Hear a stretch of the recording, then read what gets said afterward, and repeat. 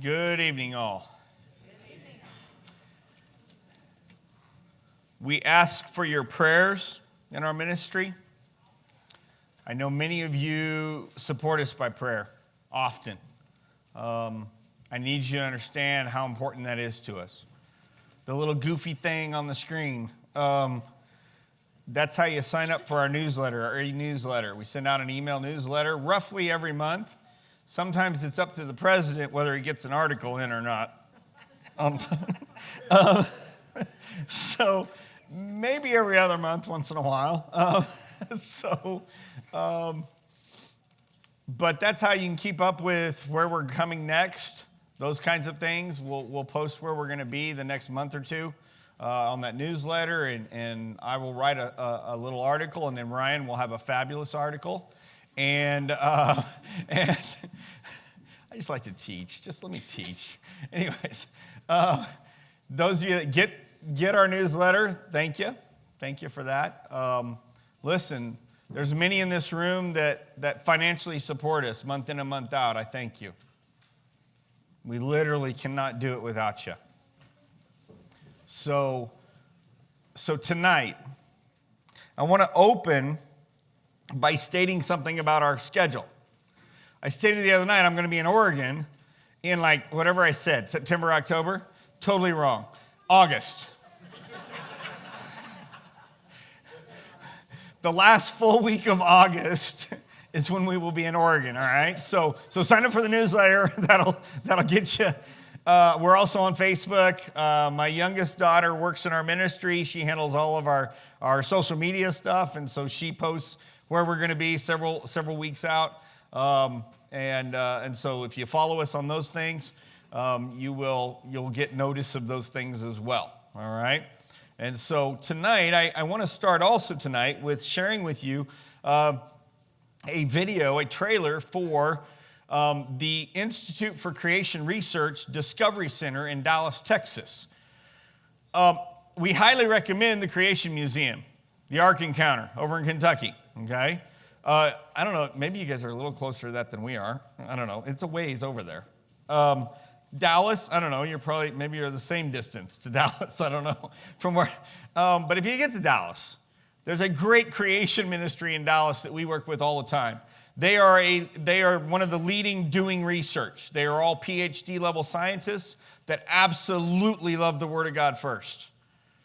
And they have their own museum that they built several years ago. It's called the Discovery Center. Please enjoy this trailer of the Discovery Center.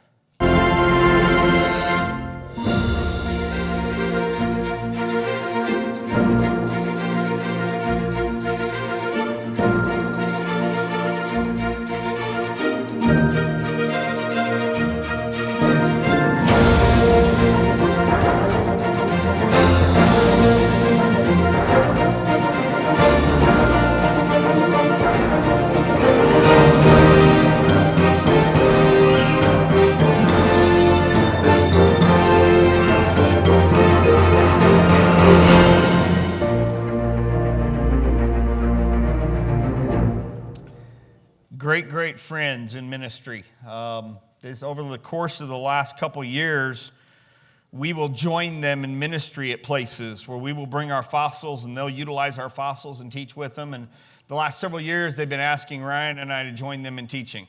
It's a more than an honor. It's very intimidating to me at times to know that I take these are the guys that I study after. To try to teach grandmas and grandpas and moms and dads this great research. Some of them are better teachers than others. But we're that ministry that will take their great research. That's what we do. But to be able to rub shoulders with them and get to know them and hear their heart for the Lord and His Word and science is just fabulous. So check them out. Great website as well. ICR.org is their website. Great ministry, great resources. They put out a free magazine every other month that you can get by email or by mail. And so please check them out. Love their ministry. Tonight, the good news of dinosaurs. They're not going to save you. They're dead. But we're going to talk about that tonight. I want us to start in Exodus. We were here the other night, Exodus chapter 20. I want to take us back there to a verse right quick as we open tonight, and we're talking about this topic of dinosaurs. See, when I was younger, as well as into years of ministry, I never knew how to deal with dinosaurs in the Bible. I've never been on the side that says they didn't exist. But I've come across a lot of folks that do sit there. Say, man, I don't think they've ever existed. I've had numerous people. Now, by and large, you've got to be over 60 to 70 in age. Those are generally the folks that tell me, I don't think they even existed. So I don't know what went down in history. Like, I don't know what went down with the generation that's just in front of me. I don't know what went down. I don't know what was taught, that somehow that's the demographic of they actually never existed. They're all been totally faked. I've had folks come to me and say, well, Matt, they were so evil they were created by Satan. Now listen, if you've got in your worldview that Satan has the power to create things, we've got to talk later, okay? He was never given that power. Never has had that power. He is not a creator. He is a stealer, a killer, and a destroyer. I find there's lots of worldview ideas about these creatures. We've all heard things. We've studied things. We've picked up things at museums. We have all this baggage with this dinosaur creature. And then we bring some of the baggage to this. And we try to jam them in there somewhere. So we're going to talk through them tonight, okay? But I start. Exodus chapter 20. Are you there? Verse 11. Just want to refresh us. We've been talking about this all week long, but here's a culmination verse. For in 6 days the Lord made the heavens, the earth, the sea, and all that is in them, but he rested on the seventh day. We spent 3 nights. We spent hours studying that. You're like, amen. Okay. So how many things that have ever existed were made in that first week? All of them. That means dinosaurs too. As much as the word dinosaur did not show up in the first chapter of Genesis, the creation account, they were made during that first week. We discussed it last night. They were made on the same day as us. They're land animals. But see, we get our information about dinosaurs from all kinds of places other than the Word of God. Come on, whose language am I speaking now? Come on, who remember Flintstones? Yes, see, most of us are older. Little did I understand. Listen, we have people living with dinosaurs. This does not follow the evolutionary worldview. This is a much more biblical worldview.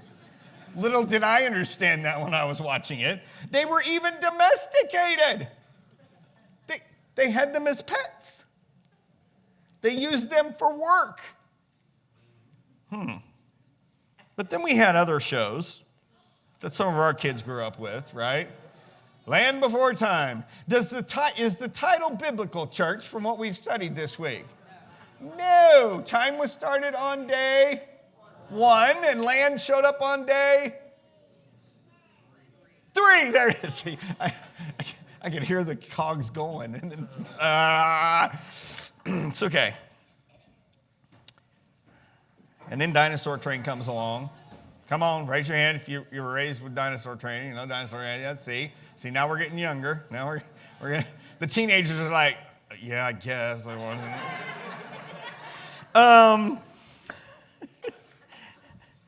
But we go to museums. We go see wonderful specimens like Sue. That is the largest, that is the original material of the largest T-Rex ever found on the planet to date. That's Sue. She's in Chicago. She's at the Field Museum. She is spectacular. She's huge. But we've had all of these movies impact us. Like, see, for most of us, it's this movie series that literally have impacted our worldview more than anything else about dinosaurs. And I really don't care how old you are. It has impacted our worldview. I will ask questions of students when I'm at camps in the summer, very specific questions about things that were taught or shown in this movie series. And it gets regurgitated to me. Like, that's what a dinosaur like a velociraptor would have done. He would have hunted in packs. And then I will ask the question, when was the last time we watched them hunt in packs? Because all we have are their fossils. Their fossils do not come out of the ground, as I shared this afternoon, with a tag on it that says, I was hunting in a pack and then I was buried.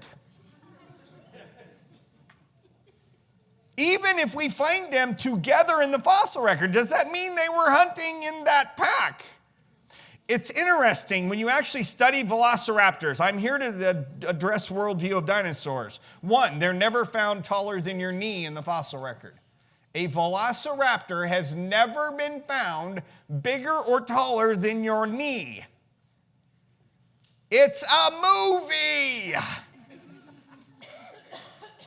Literally, the animal in Jurassic Park and Jurassic World that is argued to be pack hunters actually has never been found with any more than one of them at a time by themselves. We don't even have them buried together. There's a worldview about these creatures. There's a worldview a few years ago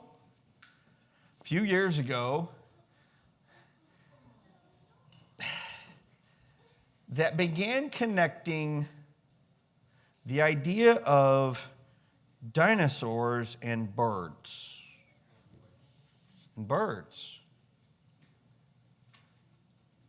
So today, it is taught everywhere. Listening to me, adults, grandparents? Everywhere.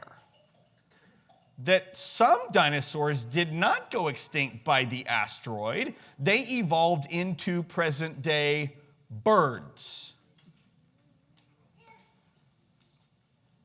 And the most specific bird that when I ask the question of young students, what have you heard about dinosaurs evolving into birds? What kind of bird? Do you know the overwhelming response? Chicken. Like, not even an ostrich or emu or, not even a decent-sized bird, not even an impressive bird. Hey, chicken. Like, overwhelming. Chicken. Listen, I'm not going to go into all that tonight. I'm going to have to come back. Ryan has done extensive study in this dinosaur to bird thing. He's went down that rabbit hole looking to see, okay, where's the evidence? What do we actually have in the fossil record? What do we not have in the fossil record? You know what we don't have in the fossil record? An actual feathered dinosaur. Not even one, guys. Not even one. Not even one. You know what we find feathered in the fossil record with dinosaurs? Birds. We find birds deeper in the fossil record than the dinosaurs they're supposed to be evolving into the bird.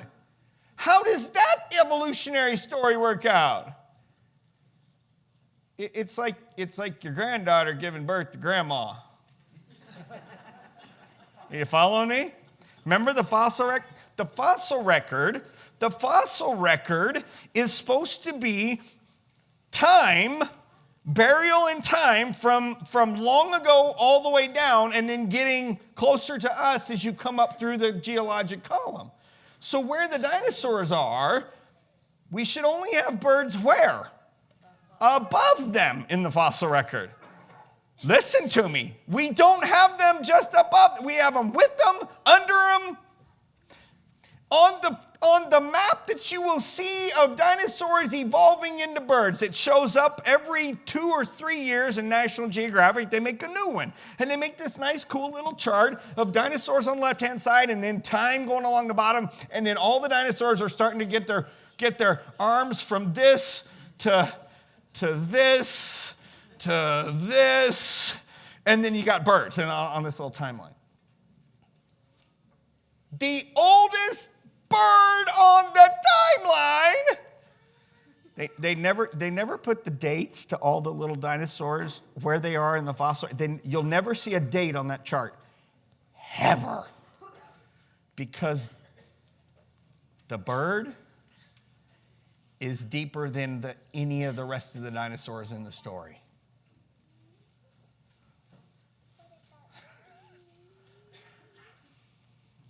Birds were made on what day, church? The day before the dinosaurs were created.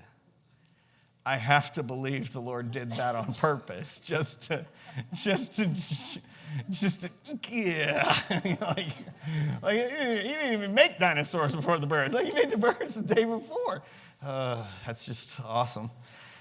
Love my Lord. But that doesn't stop them from showing up in the movies. Pyroraptor, the first fully feathered dinosaur in any of the Jurassic Park or World movies. It was the next to this last one. They say they just restarted everything, rebirthed everything. Did you know? Anybody seen Rebirth? Anybody seen the newest one? Notice what wasn't in there? Feathered dinosaurs. There wasn't one in the new one. Anyways, back to the old series, right? They saved this one for the last one because they had tried to put them in previous versions of Jurassic World, and all of the groups they would have that would watch the movie and give them their opinion about whether it was exciting enough, scary enough, whatever, right? They had some feathered ones earlier on, and all of the demographic little groups that would come in and they would watch the movie, and they were all going like, "Why are there feathers on a dinosaur? Why is this thing feathered?" They didn't understand that was the worldview of paleontology. They were just like, why is there a feather on a dinosaur? A dinosaur is a reptile. So they would cut them. They would cut them out of the movie. Till the last one, it was like, who cares, right? Fully feathered, living in a cold environment. How many times have you seen reptiles like thriving in snow? That's like they're, woo! Yeah, like, no, they're cold-blooded. They don't like snow. By the way, Pyroraptor, that is an actual dinosaur. About yay tall. Not 7 feet, like in the movie. Guess how many Pyroraptor skeletons in the fossil record we found with any feathers? Even one feather. None. 0. Never, ever found like that. Ever. Not even remotely like that. It's a movie. It's a movie. See, all week we've been dealing with this word. I find we have the same with dinosaurs. We have a belief system. There are things that we believe that we have seen or heard. And when we view or we talk about dinosaurs, our belief system comes to bear.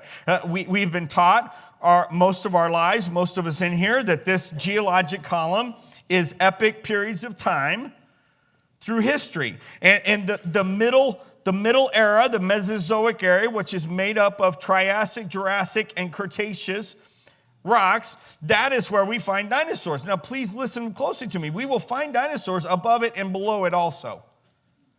You just don't ever hear about them because they don't fit the picture.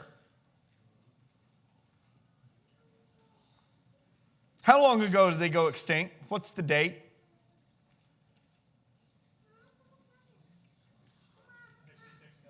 66 million.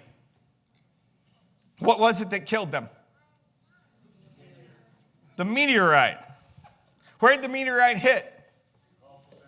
Gulf of America. Come on. No.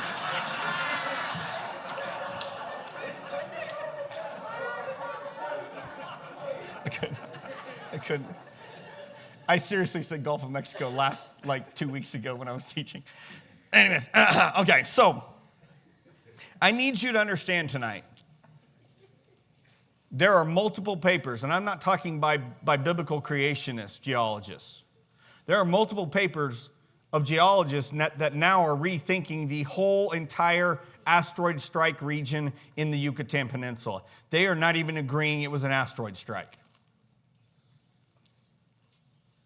So what does that do to the most well-known reason we don't have dinosaurs? Guess what? We don't know. We didn't observe the asteroid 66 million years ago. 66 million years ago. It's up from 65. It used to be 65. Jurassic World actually got it wrong. They said 65. I'm sitting in the movie theater. I can't watch them the same as you guys. I know too much. I'm sitting there and they said 65. And I'm like, oh, I'm the only guy giggling in the theater. Like, that's not right. Like, they don't know their own thing. Anyways, all right, so, and you think listen, this has literally changed in the last 2 years. I'm at the University of Kansas going through the Natural History Museum in Lawrence. Bob and I, we were doing an event just south of there, and I'm like, Bob, let's go see Tylo. So we have a head in our collection. We've had it here before. It's a long snout of a marine reptile that was found in Kansas called a Tylosaurus. Okay, no, not that, not him. And the original of ours that we have a copy of, we have the research copy of. The original is in the Natural History Museum in Lawrence. They've got it on display. I'm like, let's go see Bunker. I want to go see Bunker. Bob had never seen Bunker, right? So we get there, we're going through it, and we're going through, and we see an exhibit, okay? We see this exhibit for a Cephactinus audax. That's a fish, right? And I'm looking at the exhibit, and then I see the little timeline there. You see the little timeline? And I'm like, what is with the second date?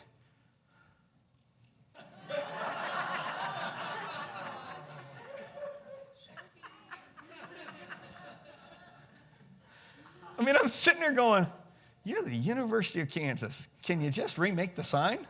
Yeah. Like, I can just see the guy in there putting a sticker on it, like, that's close enough. Nobody will notice that. It's literally just changing to 66, okay? So if you've memorized 65, get that one out. It's 66, okay? But see, we're taught this rock column and its dates as gospel truth. My focus in Oregon when I'm here in August, last week of August, right, Jim, right? Yeah. Our focus will be the flood that week. The flood that we study about in history in here gives us the exact ingredients to have that entire column. Why? Why? Because fossils are rocks, right, students? They're rocks. We think of them, when we hear fossil, we think of bones of stuff, right? But is it always bones of stuff? No, we have coprolite. We have poopy. Has this always been hard? No. Just shake your head with me, class. No, it's a good assumption. This has not always been hard. Okay? It is now. Okay? It's remarkable the number of people that want to smell it. They're like, it's a rock. It's a rock. Okay? Kids, they'll touch it and then they'll... Happens all the time. As I share with people, listen, if you've touched this, you do want to wash your hands. Not because of what it is, because a lot of people have touched this. There's who knows what on this, okay? Listen, is that going to sit there and then slowly be buried and then become a fossil? No. It takes rapid burial to make a fossil. Rapid burial. Quickly buried. Quickly buried. Quickly buried with lots of what? Class? Mud and water. Mud and water. That's how we make fossils. Everybody agrees with that, biblical or otherwise. To make a fossil, it has to be buried very quickly in mud and water. Wow, is there an event in the Bible that might have a lot of water, that most likely made a lot of mud, and killed everything air-breathing, land-dwelling, winged, and blood-containing on the planet? See, the flood explains the fossil record way better than any other things. The reason we have these creatures on this stage behind me is because of the flood. Let me show you. Let me show you what I mean, so you don't think I'm just like making stuff up, okay? I'm at the world-renowned Royal Tyrrell Museum in Drumheller, Alberta, Canada.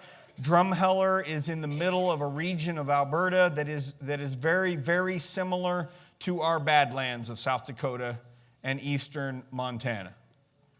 As a matter of fact, the same layers are found all the way up in Alberta that we find in South Dakota. Same layers. Guess what we find in South Dakota by and large? Dinosaurs. Dinosaurs.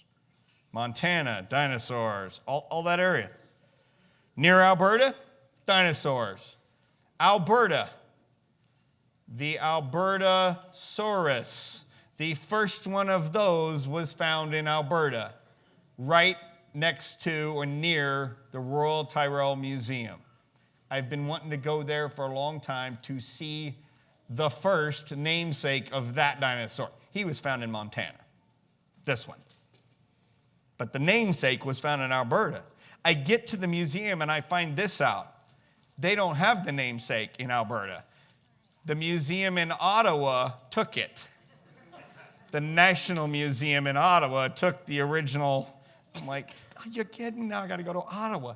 Okay, so I'm in the museum. I'm cruising through here and I'm thinking, yeah, okay, let's just see what it says. Dinosaurs and preservation. Check out what it says. Catastrophic flooding, rapid deposition, that means rapid burial, and did these mass death events. How are fossils made? They're buried quickly with lots of mud and water. Like flash flooding. You go down to the bottom of the sign. Mass death events, the death of a Ceratopian herd, happened during flash flooding. It happened during flooding. Flooding! We're just not agreeing on the same flood. That's the only problem. We know it takes flood. That's how we get these animals. As I shared this afternoon, if you think for a second that all the fossil record is things that are extinct, you're wrong. If you think it takes hard parts of things to become fossilized, you're wrong. We have squid. We have squid that have been recorded as being so well preserved in the fossil record, the ink sac of one squid was still inky. How long ago were they buried again? Like 66 million years. But we're finding squid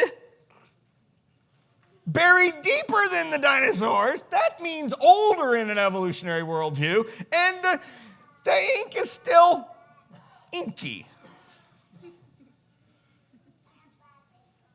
What have we been discussing this week about the history of this book? How many years? Come on. 6,000. It's a little different than even 66 million, right? Are you correct? That's a hair different. This says 6,000. That's what we've been here. We have ink sacs that are still inky. We have other soft-bodied creatures that are fossilized. See, to make a fossil, it's about conditions. It is not about time. It's about how they're buried. Over and over again, we have examples of rapid burial throughout the fossil record. We have evidence of burial by drowning throughout the dinosaur record. I cannot tell you the number of dinosaurs I've seen. This is called the death pose. It is assumed that they are craning their necks looking for air in the floods that are burying them. That's what signs say at the Royal Tyrrell Museum. Again, we're just not agreeing on the same flood. As these great creatures are being buried in what is now northern North America, Noah is being saved in an ark. I need you to see fossils differently. I need you to see them biblically. I need you to see dinosaurs biblically. That is a spectacular Gorgosaurus. The entire thing present. That is his original material on display. Look what it says on his little sign. Immediately after the animal died, it was quickly buried in a river bottom. Did we observe a river bottom that he got washed into? He just as easily was buried while he was drowning in the river bottom. Buried by water and mud very quickly.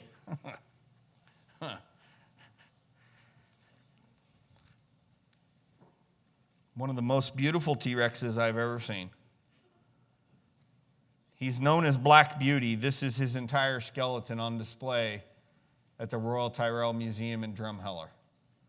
He is not much smaller. I would argue not much at all smaller than Sue at the Field Museum. Look at the pose that he was found in. An animal is drowning.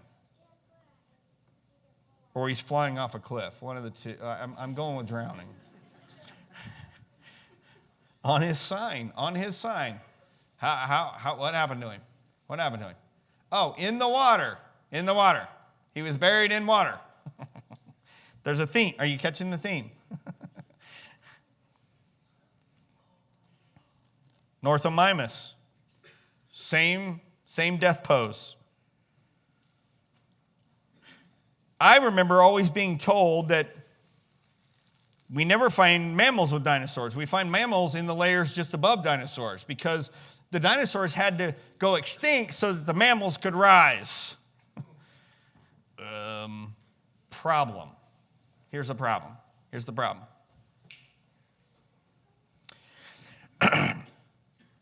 In 2012, a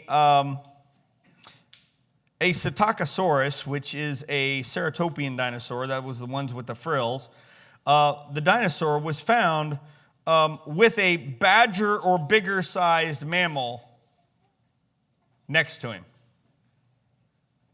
This is the Psittacosaurus dinosaur. This is a mammal. When and if mammals were ever talked about or are ever talked about with dinosaurs, they are never talked about larger than a small mouse, ever. That is much bigger than a small mouse mammal interacting with a dinosaur.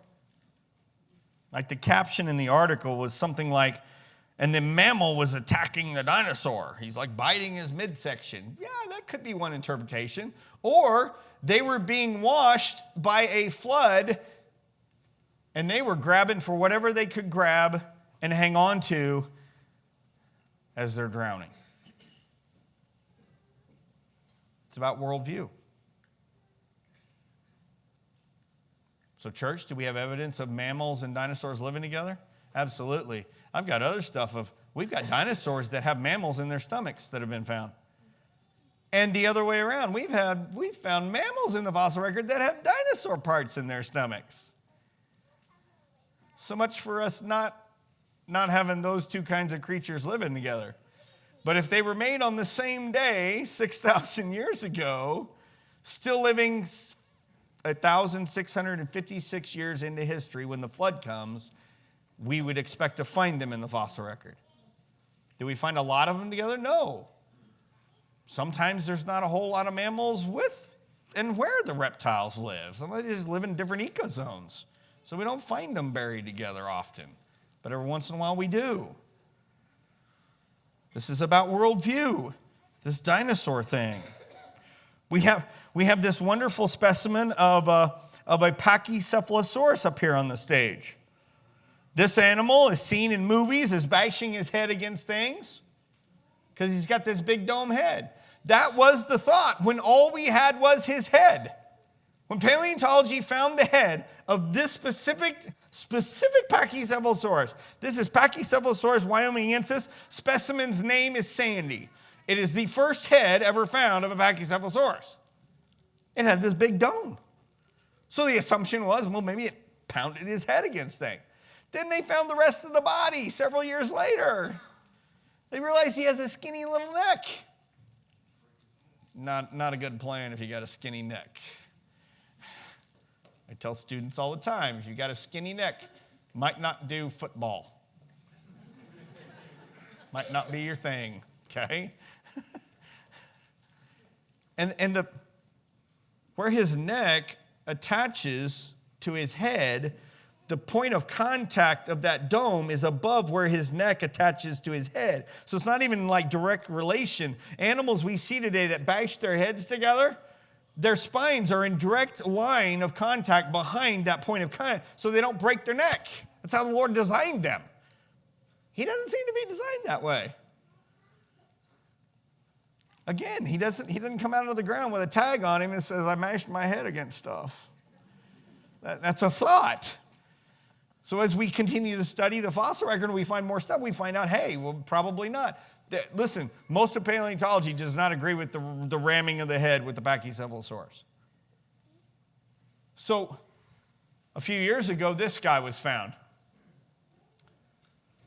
But the skull looks strangely familiar, these Stanford University paleontologists say. This skull looks strangely familiar to anyone who has studied dragons.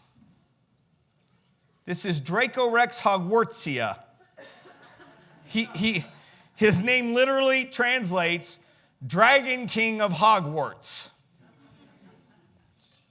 That's a Harry Potter thing, for those of you who don't know what Hogwarts is. It's, look what they wrote. Dracorex has a remarkable resemblance to the dragons of ancient China and medieval Europe. I got to meet the paleontologists that found Dracorex. Walked up to the window at the Indianapolis Children's Museum. See, the paleontologist and Dracorex, the original, is on display at the Indianapolis Children's Museum. Walked up to the paleontology window. I was there to lead a group of students through the museum and whatnot, and I just walked up. Hey, I got some questions about Dracorex. Didn't tell them who I was. Just was like, just asking some questions. Pretty soon, they said, hang on, let me get the paleontologist for you. And so he comes out of his office, he comes over, we're talking and stuff. And I asked one too many questions. I got too detailed or something. He was like, so who are you? I'm like, oh, okay.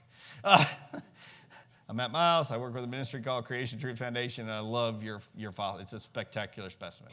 He goes, a lot of you Christians got really excited when we named him Dracorex after a dragon. I said, well, that's because 21 times in the Old Testament, dragon shows up in our text. I'm okay with dragons. It's not just a mythological creature, guys. Focus. Every civilization on the planet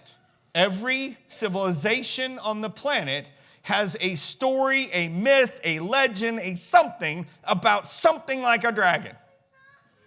Some of them call them dragons, some of them don't. They have another name for them. But you know what the common thread in all of the civilizations are? Upright walking lizard. Sometimes they're fire breathing, not always. Sometimes they're winged, not always. The common thread is upright walking. Do you see the legs on Albert? Dinosauria are very specific lizards, reptiles. An alligator is not a dinosaur. I know you've heard that. I love Steve Irwin and his enthusiasm and all the above, but he would always call his alligators, crocodiles in Australia, he'd call them dinosaurs. He's wrong, technically. Reptiles today walk like this. These guys didn't. They have what's called the open acetabulum hole in their pelvis. The femur came up and went into the hole. Present day reptiles, what we've got left, they don't have that. They don't walk like that. This is a dinosaur. There's specific things that classify a dinosaur. And the depictions in every civilization is an upright walking lizard. Not crocodilians. Not Komodo dragons, not present day, all of them. Now I have to believe there was exaggeration going on. As I share often, if you're the knight and you want the fair maiden's hand, but you didn't get the beast in the woods that day, what's the story when you got home? Come on, hunters. What's the story when you don't get him? That buck you wanted. And when he was fisherman, maybe fisherman. How big's that one that you didn't get in that day? Yes. We have a tendency to exaggerate things. But we have civilizations around the planet. Cambodian temple, Tay Prong, being carved with things they worshiped. They worshiped everything. This stone temple is being carved roughly 1,000 years after Jesus walked on the earth. 1,000 years after Jesus walked on the earth. That's how far back from now? That puts it 1,000 years back from now. On this stone temple, they carved bear and they carved deer and they carved many different creatures, monkeys, other idols they had. And then there's this creature.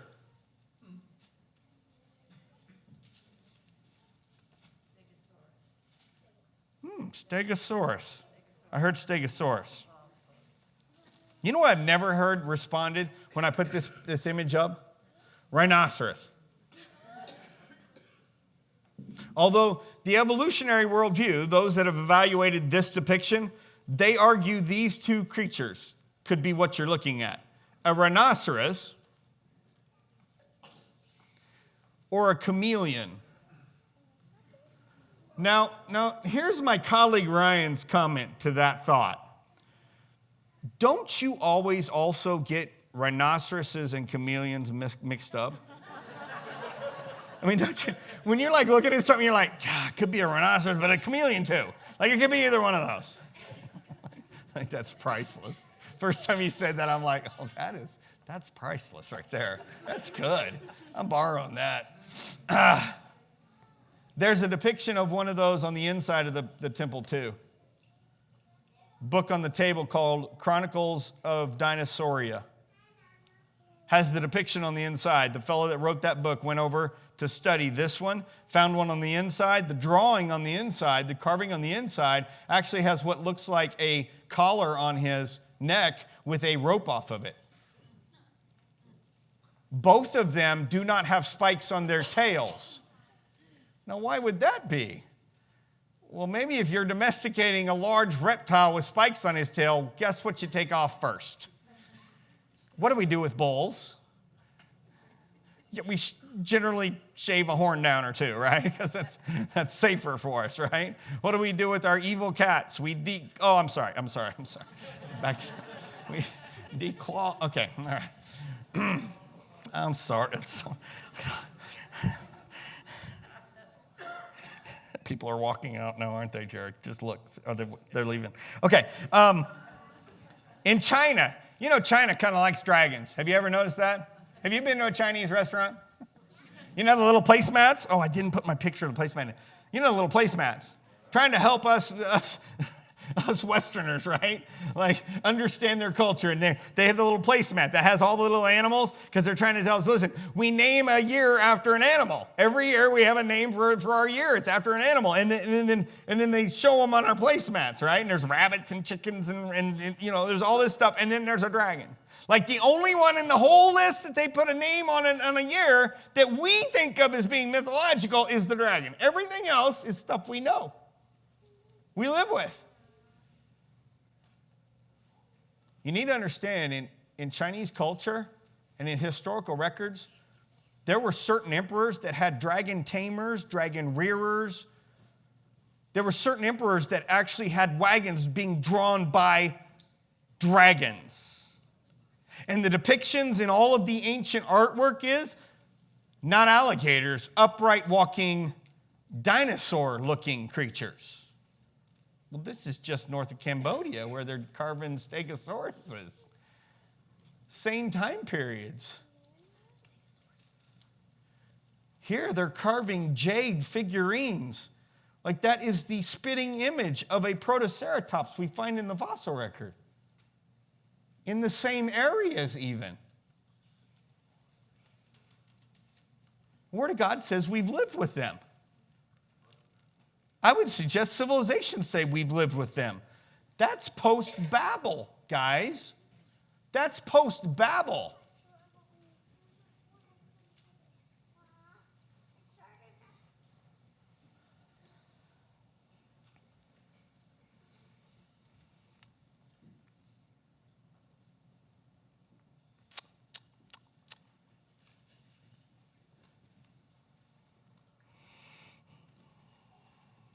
Hey, Lisa, can I borrow? I'm just kidding. I'm just kidding. Okay, Dots this afternoon, I said, hey, Lisa, go grab my footprint for me. I forgot to tell her it's heavy. she about pulled her back out, I think. Anyways, sorry, Lisa. This is a research copy of what's called the Alvis Delk print.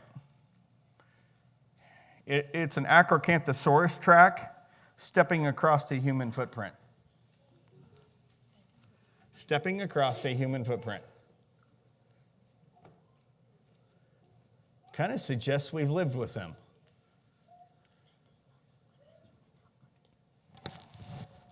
One, two, three, 4, 5 toes, ball of the foot, arch, heel.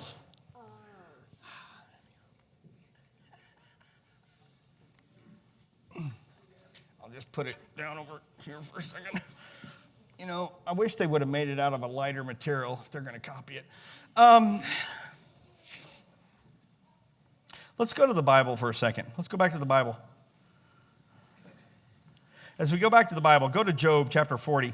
What did we study last night as you're finding Job chapter 40? What was everything given to eat in perfection and completion? What was the entire animal kingdom given to eat? Plants. It said all beasts of the earth. So as you're flipping to Job chapter 40, remember, even T-Rexes, large beasts, they were given plants to eat. See, when I say that, young folks have an issue with that. They cannot picture T-Rex eating plants. But we have creatures today that are just like all of their cousins, but they don't eat meat. They only eat plants. I got this picture years ago of Mei Xiong, a panda we used to have at the Washington, D.C. Zoo. She has sharp teeth. She only eats bamboo, sugarcane. I'm in Atlanta. I shared Atlanta the other night, right? Here's Atlanta. Walk up to the panda exhibit. Oh, she's like chowing down. And look at what she does with these sharp teeth. She literally strips all the way down a piece of bamboo with those sharp teeth. She's got skills with those sharp teeth and doesn't touch meat. When I go to the Kansas State Fair every year, I get this picture. Got one for every year for like the last, I don't know how many years. The state record of all time in Kansas was this last fall. 1,303-pound pumpkin. That's my nephew, my great nephew, my nephew's son, whatever that is. Great nephew, is that right? Great nephew. This is my great nephew. He's like, Uncle Matt, can I sit next to you? I'm like, absolutely. Come on, get in here, buddy. Look at that pumpkin. Like when I see those pumpkins, all I picture is a T-Rex mouth. Like he's equipped to eat that thing. But we don't think about it like that, do we?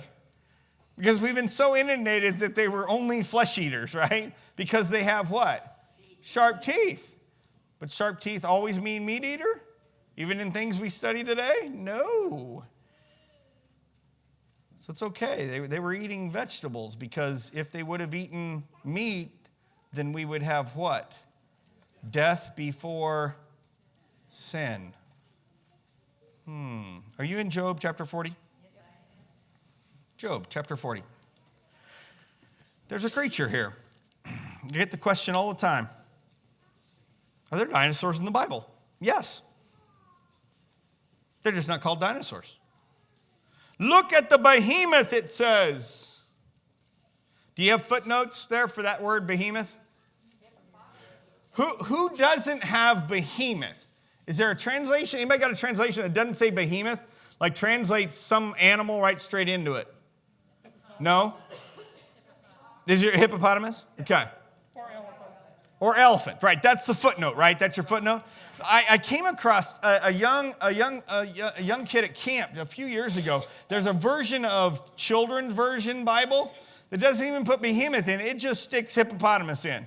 Look at the hippopotamus. Doesn't even say behemoth. They don't even give you an option, right? Our footnotes will say, possibly a hippopotamus, elephant. Maybe some of the newer ones have said identity unknown. Anybody got that one? So look at the behemoth. Do you guess that Job is seeing this animal? Is that a fair assumption? I mean, God, listen, in case you don't know what's happening here, starting in chapter 38 and following, Job's having a pity party. He's feeling sad for himself, right? And God, starting in chapter 38 and following, he's like, hey, focus. Focus on me. Focus. Look at these things that I've made. And he starts stepping through creation, stepping through things in these chapters. He says, listen, these things have nothing to do with you. I take care of them. I hung them. I take care of them. They do what they do because I designed them that way. He's trying to encourage Job. Job, trust me. Look at all this stuff. That has nothing to do with you. Trust me. I care for you more. Like you're more valuable. We get to behemoth. Look at the behemoth. This word here, behemoth, is plural. It's plural for the word behema. Hello? Have we heard this word before, behema? Note takers, come on. When have we studied this week the word behema? It's the word on day 6 that gets translated cattle or livestock. Same word. Plural form here. Plural form. I need you to understand, we're not talking about a cow. This is not talking about a cow. Not talking about livestock. Look what it says. Look at the behemoth, which I made along with you. So what day was this creature made on? Day 6. He's a land animal, which feeds on grass like an ox. He's actually compared to a cattle. He's not a cattle. He's compared to a cattle. Eats similar things. Eats grass. Look at verse 16. What strength he has in his loins. What power in the muscles of his belly. 17. His tail sways like a cedar. The sinews of his thighs are close knit. Talking about the size of his tail. The size of his tail. If it's an elephant, would you ever poetically call that little tail a large tree? Now, in case you're thinking, well, our cedar trees aren't that big. You know what? In Oklahoma, we don't have very big cedar trees. We have little scrubby things that just in fires are just like, and they're gone, right? We're talking about cedars in the Middle East. Cedars in the Middle East, where Job is living, are large. They're called cedars of Lebanon. They are huge trees. They're not small trees. That poetically, never state that tail. What's the other option, animal?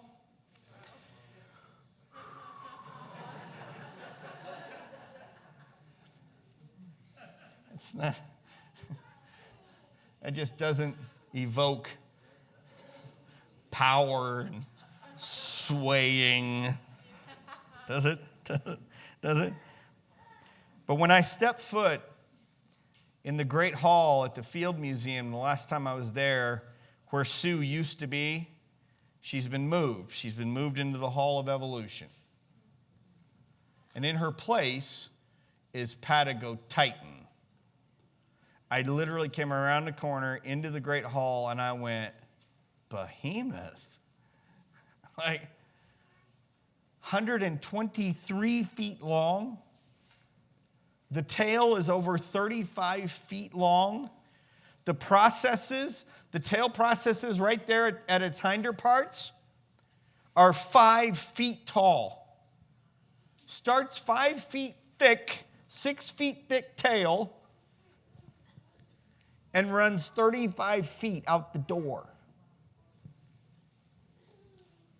Could you poetically sway that like a large tree? The best of our understanding, they ate grass, they ate plants. They were herbivores.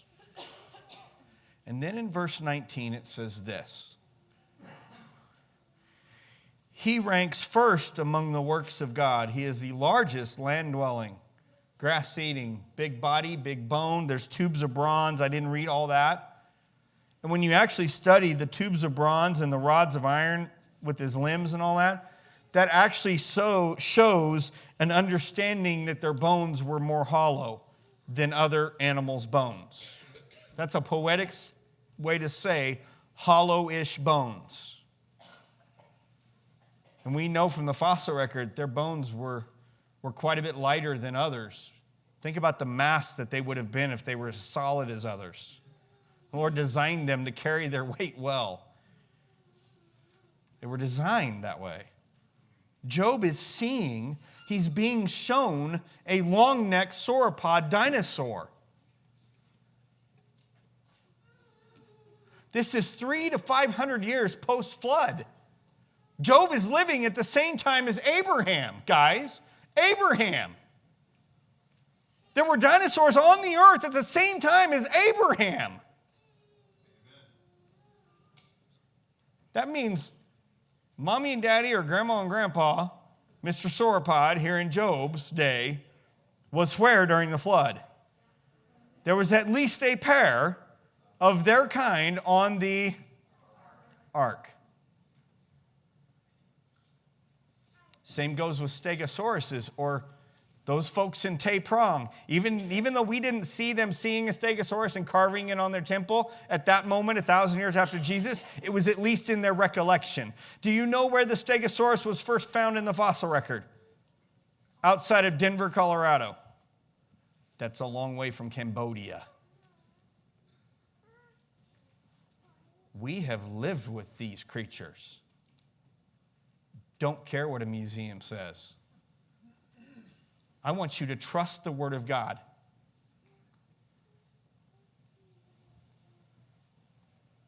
Stretch for a second. Stand up, stretch.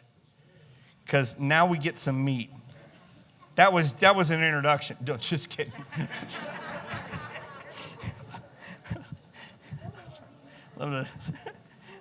I've got a pack tonight. This is going to be shorter tonight. I guarantee you. It's going to be shorter, okay? I've got to pack these guys up. By the way, while you're standing, the packing thing is going to happen tonight. So if you want pictures with these guys, get it done fast at the end. Please, okay? I want you to get pictures, all right? Sit when you want to. Femur bone of a T-Rex was found in Montana. In the T-Rex femur bone, it was discovered It was discovered that it was not fossilized all the way through. It was not rock all the way through. In the interior, Mary Schweitzer and other colleagues of hers puts a piece of tissue out of the middle of a T-Rex femur bone under a microscope and begins stretching it.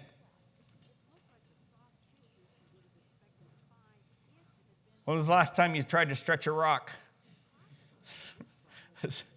Like, it wasn't rock. It was original material. Her nose said, when she got close to that femur bone, her nose said it was still decaying. It actually physically stunk still. Now, in the layer of rock where they found it, it was dated to be 90 million years old. Her nose is going, yeah, not so much. Don't think so, right? The material in the middle, don't think so, not so much. And then she made the discovery that literally rocked the paleontology world. Blood cells. Now, don't be getting excited about a Jurassic Park. Just blood cells or DNA, that's a whole nother ball game, right? Blood cells for the first time. She literally, when she was getting ready to write her paper that she had blood cells, she was called by other paleontologists from around the world, Mary, don't write the paper yet. Let's make sure they're red blood cells. She's like, I've done all the testing. I'm writing my paper. Don't write the paper, Mary. We need to make sure it's what it is. Since when do we not write papers when we think we have found something in science? When it doesn't fit the narrative. It doesn't fit it. Doesn't fit the narrative, right? She has went on to find blood cell after blood cell after blood cell in all kinds of dinosaurs. She has begun working on breaking open numerous fossils that we've always thought are rock all the way through, and we're finding out they are not rock. There is original material in them.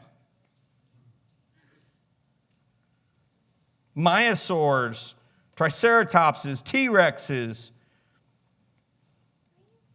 Her professor, Jack Horner, said in a TED Talk one time, when they found the red blood cells, everybody got excited because they thought we could do the Jurassic Park thing. He's like, no, because we'd have to have DNA, and DNA is way too fragile to be preserved. I mean, like, we were surprised to find the red blood cells, but DNA, that's a whole nother ball game. Like, that's a whole nother level.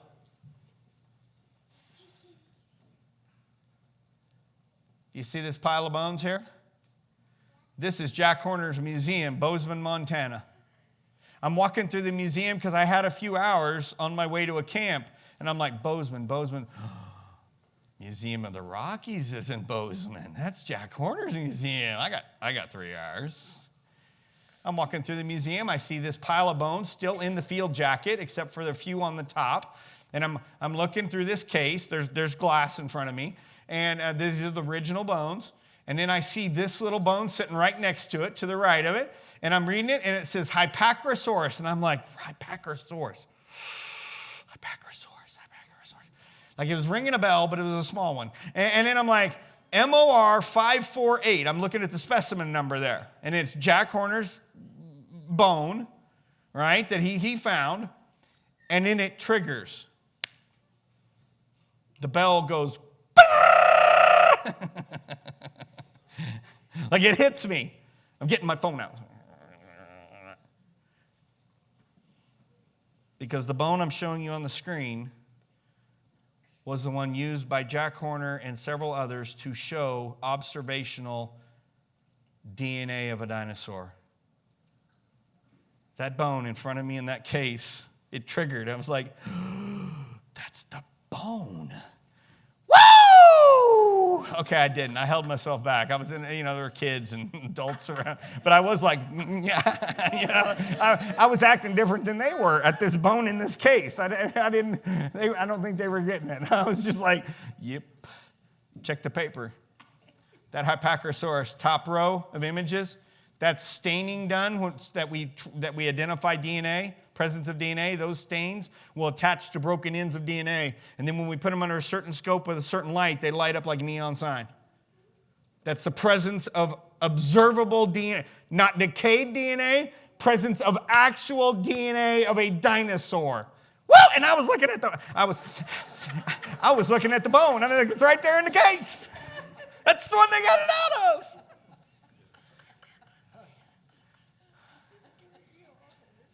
DNA, the presence of DNA. Does that say 66 million years to you? Like observable DNA. Oh, man. That was a good afternoon right there. That was worth the admission. Even when the last sign of the day says, well, dinosaurs aren't gone. We have birds. Just so you understand, in scientific peer-reviewed papers, these are non-biblical journals,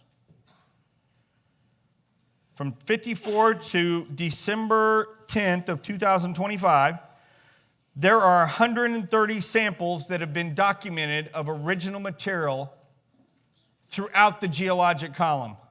There are 130 samples written about of being original material. The oldest sample is actually dated to 900 million years old.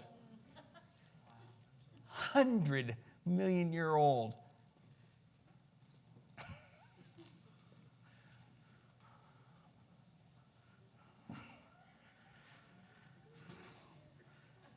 But we have fully buried dinosaurs.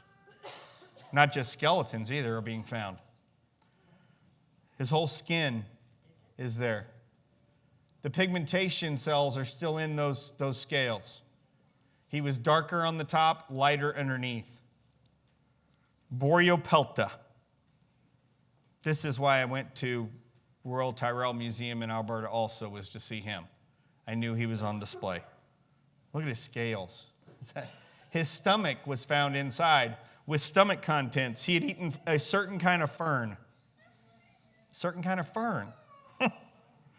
Here's his wonderful little sign. It's going to help us understand how we have him. How do we have him? Let's take a wild guess. Found in marine rocks. He was found in rocks laid down by water because he was washed out to sea, it says, and then he was buried on the seafloor. Yeah, we can't guarantee that was a seafloor. We can't guarantee he was washed out to sea. We can guarantee the rocks that he was buried in were laid down by water.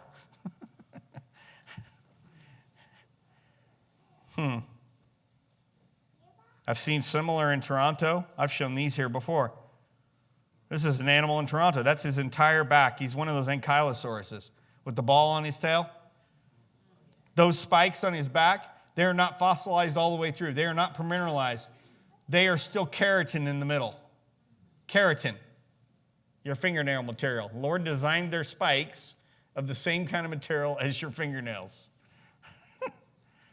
Look at him. Look at the skin. The skin is still there in between his. There's his whole tail. See my wife back here in the back? That tail is like about 10 feet long. That ball on the end of the tail there weighed somewhere around, they guesstimate 25 to 30 pounds. Picture that dude hitting something. That was a decent defense. Maybe even a little offense. Look at, see his tail. Notice there's not vertebra of the tail. The bones aren't present because they're underneath of those muscles and tendons. On the way out, going to give us a clue about Zool. Check out Zool.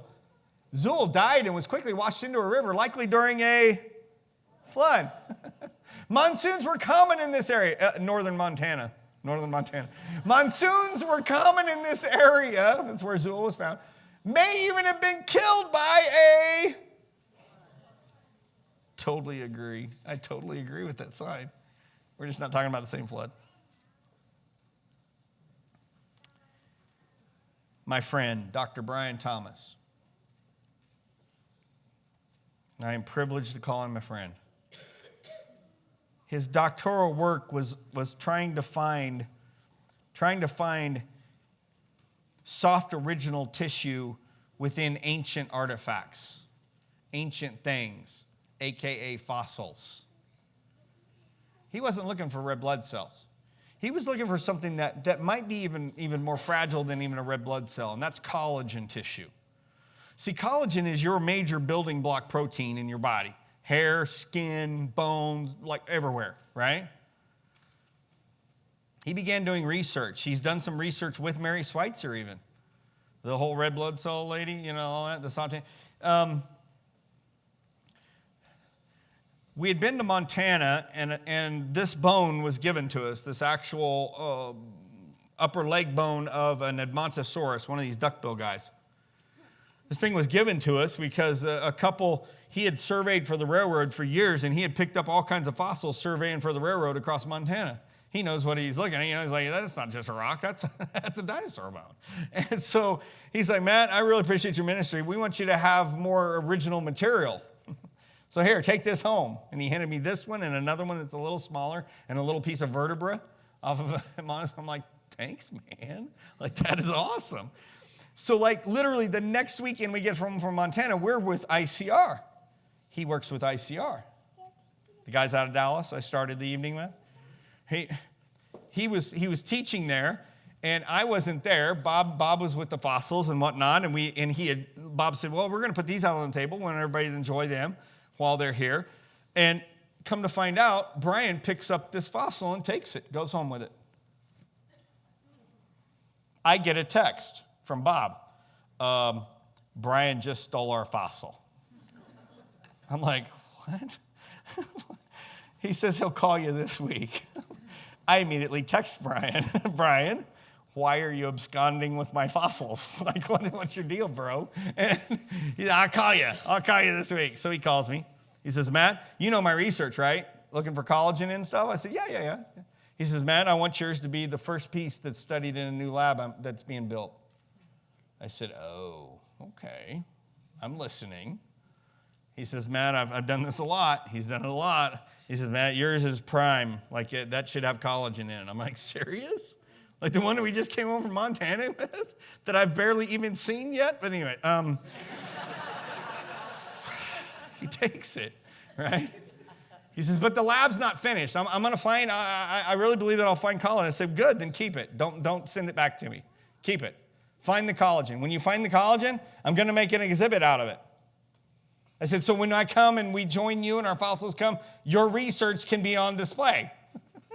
He goes, oh, that's a really good idea. It's like, evidently nobody thought about that at ICR yet. Anyways, so he takes it. Didn't hear from him for like a year. And then I see him at an event. I'm like, hey, you still got my fossil, right? Yeah, the lab's almost done. Okay. And I don't hear anything from him, like 6 months. We're driving in a car to the Lowell Observatory in Flagstaff, Arizona together. We've been to the Grand Canyon all day together. We're driving a car. I'm running shotgun. He's driving. We're driving along, and I'm like, hey, you still got my fossil? Like, this is 2 years later. And he's like, oh, yeah. Like, have you tested it yet? Like, does it have collagen? Yeah. And I'm like, were you going to call me? Were you going to, let me know? Yeah, I just wasn't happy about it. I wasn't happy with the way we did it. Like, there's collagen in it. I want to redo it, so I haven't called you yet. I said, okay. He goes, he kind of like, would you want to come and help me do it? He had forgot our conversation 2 years earlier when I said, can I be a fly on the wall while you're doing your research so that I can explain this well to people when I hold it up in front of them and show a hole?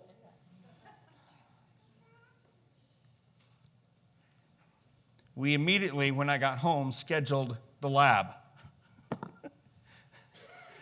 And Brian and I and Ryan and his oldest son, Justice, we met in Glen Rose, Texas, and we evaluated where to put the second hole. Get the second core out of it. We core pieces of the bone out. We affix them to a microscopic slide.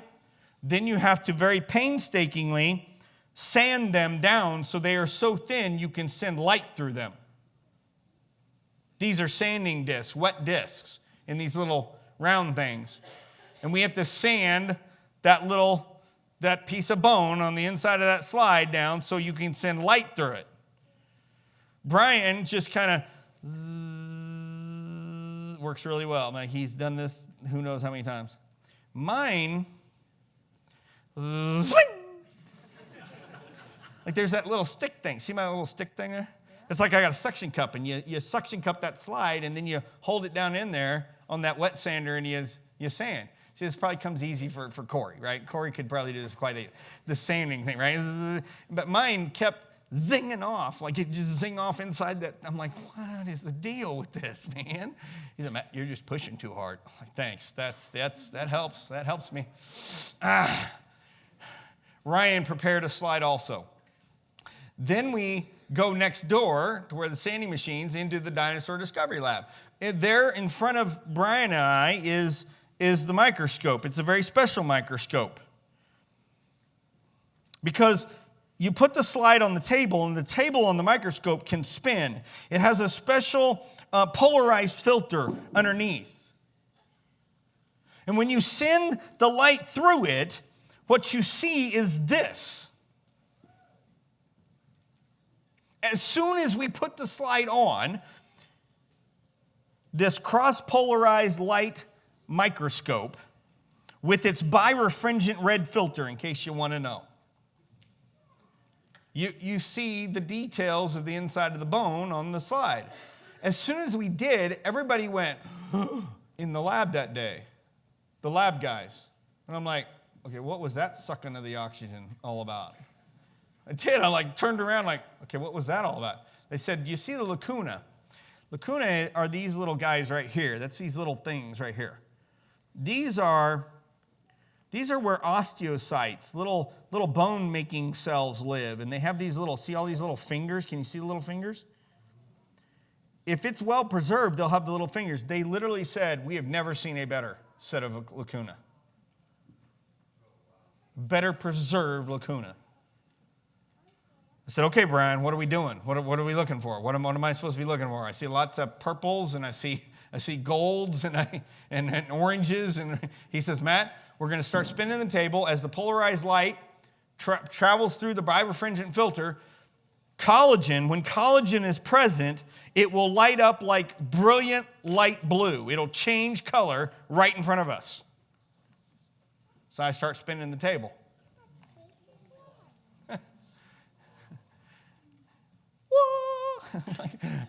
like I'm literally just like, yeah! I'm like, all right. And on the other side of the glass where that picture was taken through, there's like a gallery of people that were at this museum. See, this lab is in a museum in Glen Rose, Texas. And there's all these people sitting there. They're seeing the monitor up above. And there's one of the lab techs is out there trying to explain. But all of a sudden they see me like, this crazy guy back there. What is he doing? Because that is literally the presence of actual collagen of an Edmontosaurus.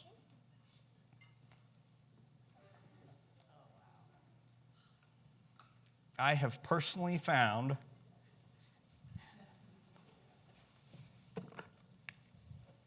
this bone right here in Mountain City, hanging out on the front of the stage all week. Those of you that never bothered to look at the little diagram or the TV, it's been telling you about it all week.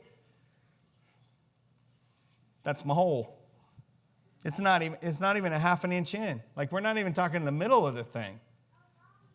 Less than a half of an inch in, there's actual collagen. Non-decayed, non-fossilized collagen. Still present in this bone. Now, at the time when we did the test, Brian says, now, Matt, because I was a tad excited. He's like, Matt, you can't say, like, that's collagen. It could be, we're not sure. We're still doing some testing to say it. You have to say it's collagen remnant until I get the rest of our testing done. The little plastic thing next to the case up here is the rest of the testing.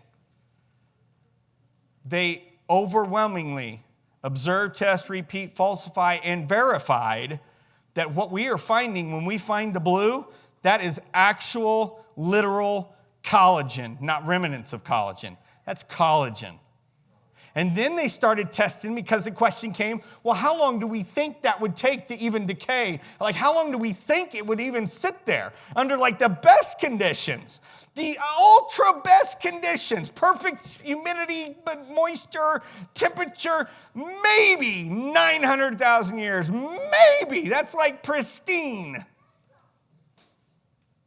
900,000 is a little different than 66 million.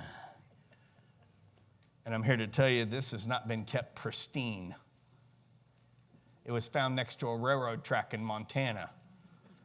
Who knows what weather it's went through? And there's collagen a half of an inch in. My next test is to get in contact with those that know how to find red blood cells, because I believe in the middle of this there's red blood cells. Brian agrees with me. So maybe the next time I get to come back, this baby will be split open and I'm going to show you the evidence of red blood cells in this bad boy. Because I'm here to tell you, have you been paying attention this week? I hope so. I hope you've been paying attention.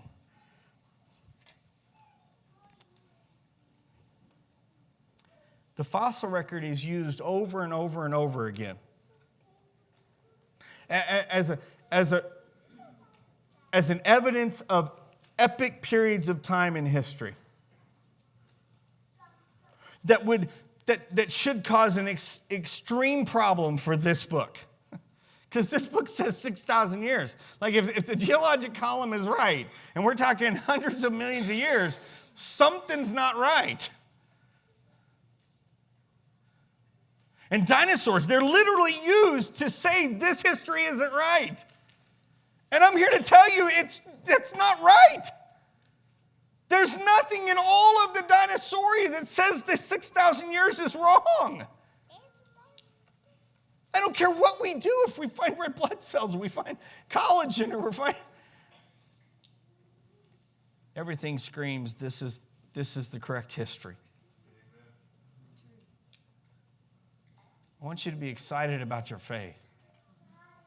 Those of you that haven't heard the good news, can I share with you chapter 3 of John for a second? Anybody got a verse memorized out of there? Like there's this guy, he comes to Christ. He comes to Christ under the cover of darkness because he's like one of the leading scholars. He's like the Jewish teacher scholar guy, right? And he's just like, he's seeing this man. He's hearing this man who he is believing to be the Messiah, but he's like, I got all these questions. So he comes to Nicodemus. He comes to Jesus, 3rd chapter. And listen, we memorized this 16th verse, right? But go to the 12th one.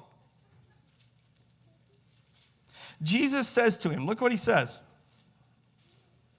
I have spoken to you of earthly things, and you do not believe.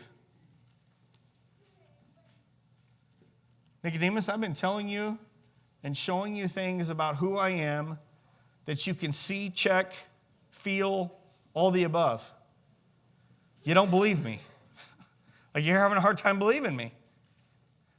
Look what he says next. If you can't believe me about earthly things, look what he says next. How then will you believe if I speak of heavenly things, eternal things, stuff you can't see and check yet, Nicodemus? Tonight I'm standing before you. I have been sharing with you all week earthly stuff he's created. In time, in history, so that you can't sit here and go, I don't believe, so I don't trust the eternal things either. I want you to believe the earthly things so that our faith is strengthened. It's revived. It's rejuvenated. It's started for some in this place. To know when this says he's coming back someday, he's coming back. I don't care if it looks like it's been 2,000 years. He's coming. Do you trust him? Is your hope in him?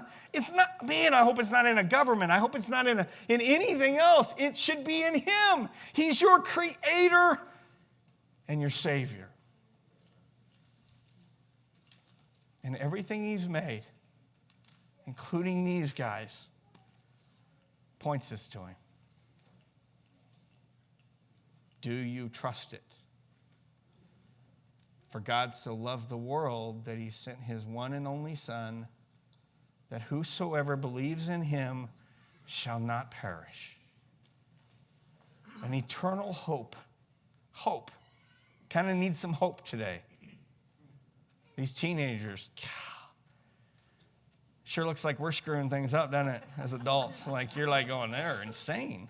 I agree. So be different. Stand on this. Even if we haven't, stand on it. Trust it. Don't let these guys tell you that it's not right. Lord, tonight in this place, it's been a blessing, as always, to study your word, to hear about dinosaurs in your word when maybe some of us have never thought about looking for them before in your word. Lord, I pray that those here tonight and those maybe listening online as well, that they will have a better trust of you. That they will know you more. Lord, if there are those here that don't know you yet, Lord, give them the boldness to ask questions, to seek you, to find answers. You want to give them answers. You are not far off. You are right here so that we can know you. Lord, I praise you. I thank you for moments like this and creatures like dinosaurs. Lord, help us to share who you are, the true good news. In Jesus' name, amen.